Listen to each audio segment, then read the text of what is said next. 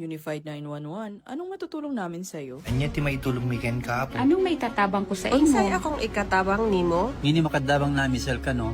Sa anumang wika o dialekto, may tulong na darating sa iyo.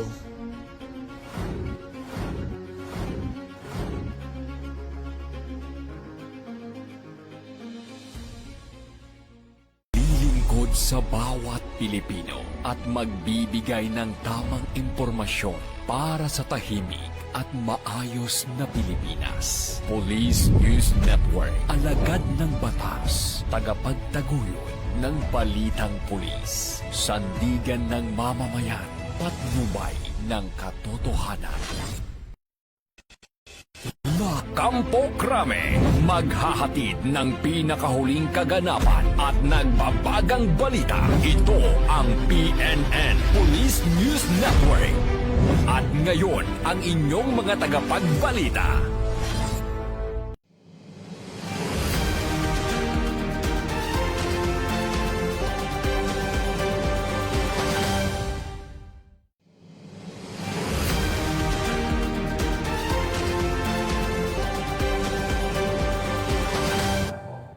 Magandang araw, Bagong Pilipinas. Ako ang inyong tagapagbalita, tagataguyod ng Balitang Pulis, NUP Loreto Bonifacio Concepcion. At ngayong araw ng Miyerkules, muli nating makakasama bilang special guest co-host, walang iba kundi si Ms. Roxanne Velasco, former Mrs. Metro Manila and Noble Queen Globe 2024. Magandang umaga sa iyo, Ms. Rox. Magandang umaga po, Sir Eton, at sa mga kapiyanan natin mula Luzon, Visayas at Mindanao. Huwag po natin kalimutan i-like, i-follow at i-subscribe ang page ng Philippine National Police, Police Community Affairs and Development Group, PICAG, Tagapag-Ugnay at Police News Network. Kami po ay maghahatid sa inyo ng tamang balita, kwento ng pulis at serbisyo para sa mamamayan. At ito ang PNP News Online. Ang pangunahing balita ng Police News Network, alagad ng batas, tagataguyod ng Balitang Pulis.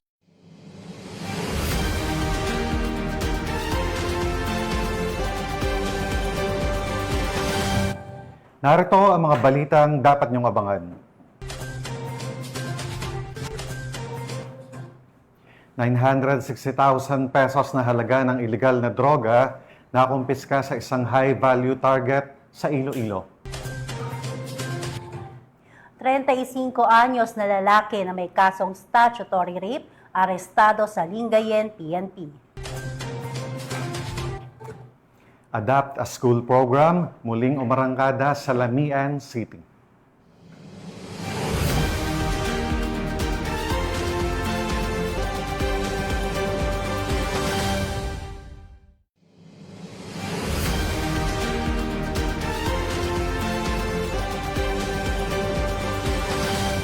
Narito ang mga balitang hatid ng ating PNN correspondents mula sa iba't ibang panig ng bansa.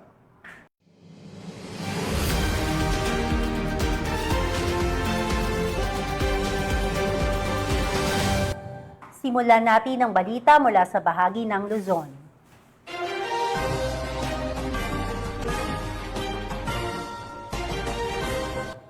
Arestado ang isang 35 anyos na lalaki na may kasong statutory rape matapos ang pagsisilbi ng warrant of arrest ng mga tauhan ng Lingayen, PNP. Ang pagkakaaresto ng suspect ay bunga ng walang humpay na operasyon ng Philippine National Police kontra wanted person upang masiguro ang kaligtasan at kapayapaan ng komunidad. Narito ang detalye ng report mula kay Patrolwoman Dennis Carinal. Ito ng Lingayen Municipal Police Station ng isang top 2 most wanted persons, municipal level matapos ipatupad ang warrant of arrest laban kay alias Mark, 35 anyos, mangingisda at residente ng Barangay Matalaya, Lingayen, Pangasinan.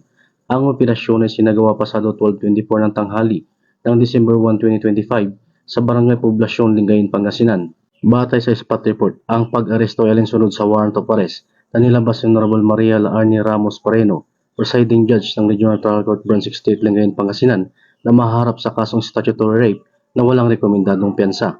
Ayon sa mga pulis, maayos at mabilis ni sinagawa ang operasyon sa tulong ng dalawang alternative recording device bilang dokumentasyon. Matapos maaresto, isinilalim ang suspect sa wastong e-warrant at National Police Clearance Verification System. Dinala rin ang akusado sa Lingayen District Hospital para sa kinakailangang medical na eksaminasyon bago tuluyang detain sa Lingayen Police Station para sa kaukulang disposisyon. Patuloy namang pinalalahanan ng kapulisan ng publiko na makipagtulungan sa mga otoridad upang may sulong kaligtasan at justisya sa komunidad para sa bagong Pilipinas. Mula dito sa Picadillo, Ilocos Region, ako po ang inyong Police News Network Correspondent, Patrolman Dennis Carinal, alagad ng batas, tagataguyod ng Balitang Pulis. Maraming salamat, Patrolman Carinal. Mahigit 700,000 pesos na halaga ng high-grade marijuana na nakalagay sa isang plastic bag natagpuan ng isang security guard habang nagpapatrolya sa Palawan. Yan ang balitang hatid ni Patrolwoman Eloisa Joy Beredo. Natagpuan ng isang transparent plastic bag na naglalaman na pinaniwala ang high-grade marijuana sa dalampasigan ng Pangasinan Island, Barangay Kasian, Taytay, Palawan. Ayon sa inisyal na investigasyon ng Taytay Municipal Police Station, nadiskubre ang naturang pakete ng isang security guard habang nag-iikot sa tabing dagat malapit sa kanyang binabantayang pribadong opisina. Nang damputin at buksan ng gwardya ang plastik, tumambad dito ang pinaghihinalaang pinatuyong dahon ng marijuana. Ipinakita niya ito sa kanyang mga kasamahan upang makumpirma ang laman bago tuluyang i-turn over sa mga otoridad. Tinatayang tumitimbang ng 1.5 kilos ang nasabing droga at may market value na humigit kumulang 750,000 pesos. Kasalukuyan na ito ay nasa kustodiya ng Taytay Municipal Police Station at nakatakdang ipadala sa Palawan Forensic Unit para sa masusing laboratory examination at tamang disposisyon. Ang pangyayaring ito ay muling nagpapakita ng kahalagahan ng pagiging mapagmatsyag ng mga mamamayan lalo sa mga liblib at coastal areas. Ipinapakita rin nito ang mahalagang papel ng kooperasyon ng komunidad at mga otoridad sa patuloy na kampanya laban sa pagkalat ng iligal na droga sa lalawigan. Mula dito sa Calapan City, Oriental, Mindoro, ako ang inyong PNN Correspondent Patrolwoman Eloisa Joy Beredo, alagad ng batas, tagataguyod ng Balitang Pulis. Tunghayan naman natin ang mga balita mula sa Visayas.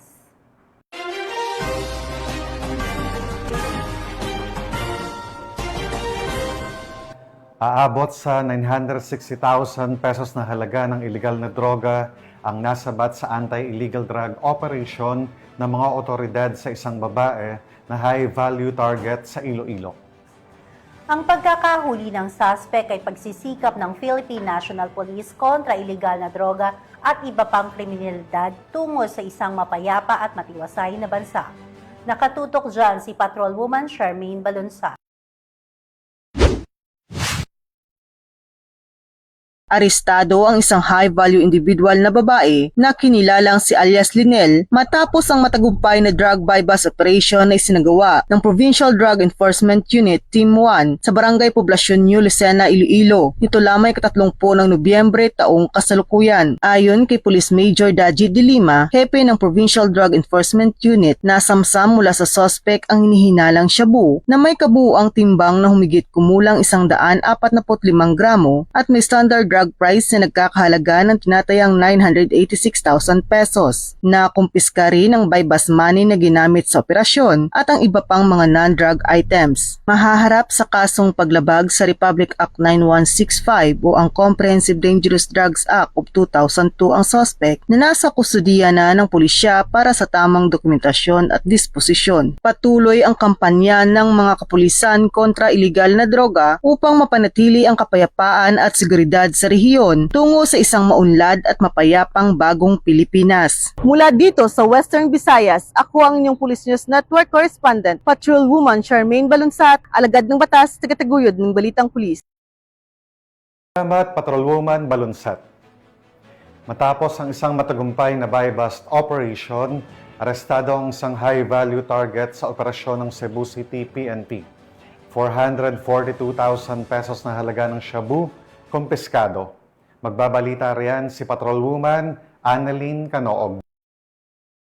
Isang high-value drug personality matapos itong mahulihan ng tinatayang 442k na halaga na lang shabu sa ikinasang bypass operation ng mga partiba sa Police Station 2, Cebu City Police Office sa Barangay Sambag 2, Cebu City. Nitong ika-1 ng Disyembre sa taong kasalukuyan. Kinilala ni Police Major Timothy Jim Romanelius, hepe na nasabing istasyon ng suspect si Alice Jongjang, 45 anyos, at aksidente na nabanggit na lugar. Ayon sa ulat ng pulisya, nakumpiska mula sa suspect humigit kumulang 65 na gramo ng hinalang shabu na may tatayang standard drug price sa 442,000 pesos. Kabilang din sa mga nakuhang ebidensya isang blue pouch at bodol money. Ang suspect ay salukuyang nasa kustodiya ng sabing stasyon at sasampahan ng kasong paglabag sa Section 511 na Article 2 ng RA 9065 o ang Comprehensive Dangerous Drugs Act of 2002. Patuloy naman ang panawagan ng kapulisan sa publiko na iwasan ang anumang uri ng illegal na droga at agad pagbigay alam sa pinakamalapit na himpilan ng pulis ang anumang impormasyon ukol sa illegal na aktibidad.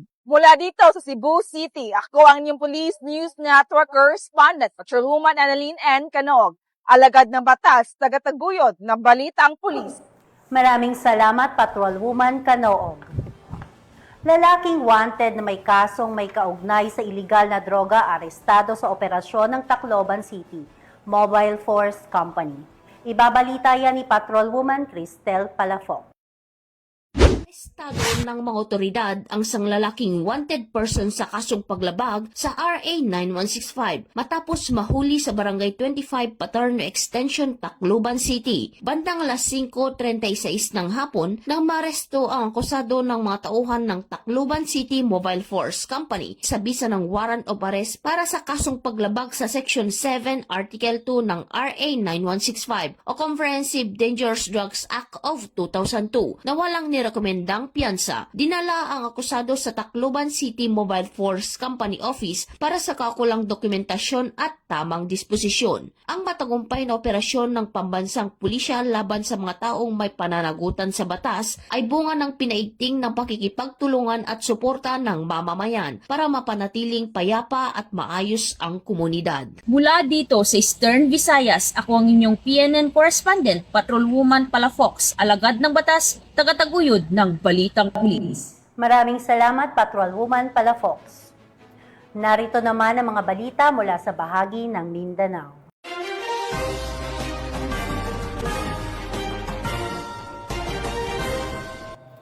Hindi lang seguridad ang handog ng Philippine National Police, kundi malasakit at pagmamahal matapos ang isang matagumpay na Adapt a School program.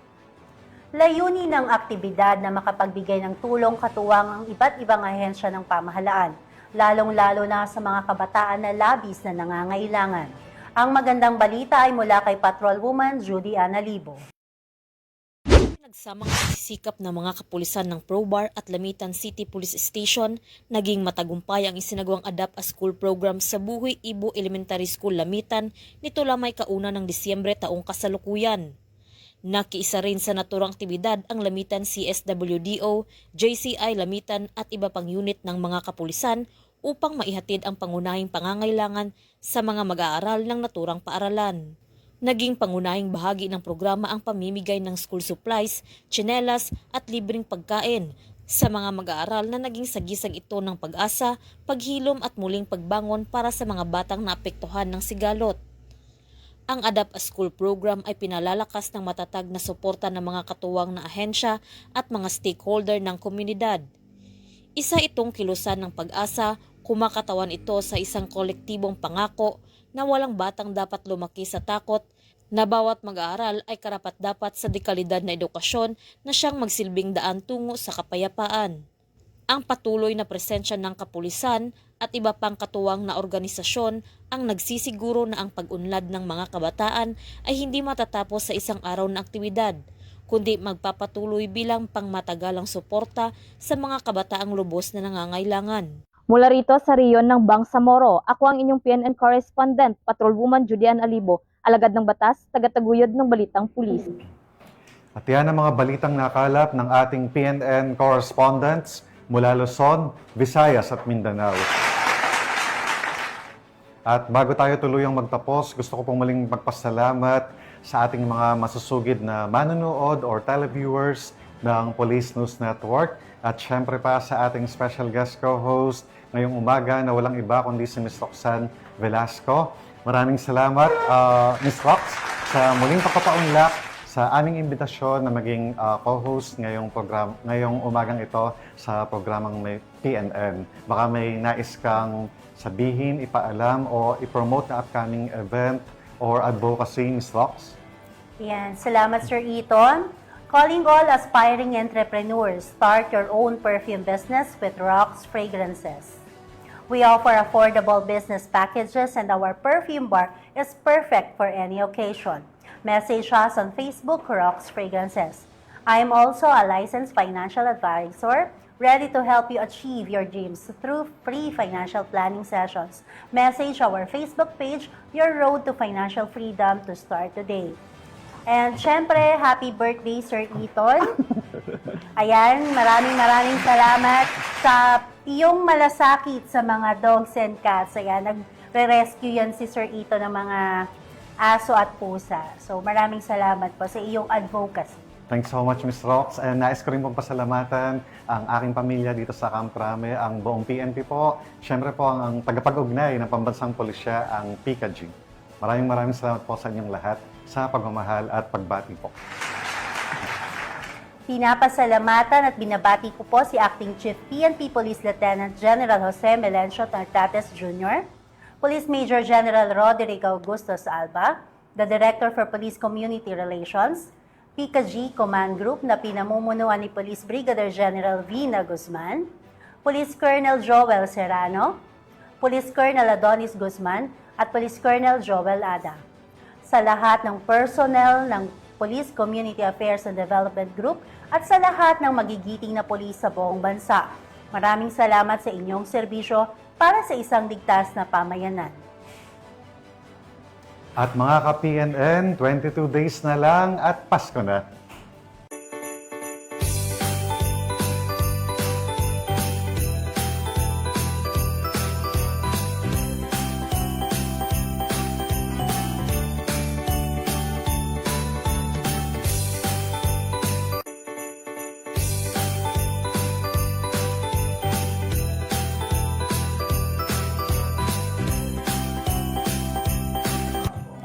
Sa ngalan ng pamunuan ng Philippine National Police, sa pangunguna ni Acting Chief PNP, Police Lieutenant General Jose Melencio Nartates Jr., at sa pamumuno ni President Ferdinand Bongbong Marcos Jr., kami ay maglilingkod sa bawat Pilipino at magbibigay ng tama at balanseng balita. Mula rito sa tanggapan ng tagapag-ugnay ng Pambansang Pulisya, kami ang inyong mga tagapagbalita, tagataguyod ng Balitang Pulis, NUP Loreto Bonifacio Concepcion. At ako naman po si Ms. Roxanne Velasco, Noble Queen Globe 2024. Maghahatid ng tamang balita, kwento ng pulis at serbisyo para sa mamamayan. At ito ang PNP News Online. Ang pangunahing balita ng Police News Network. Ito ang bagong PNP para sa bagong Pilipinas. Serbisyong mabilis, tapat at nararamdaman.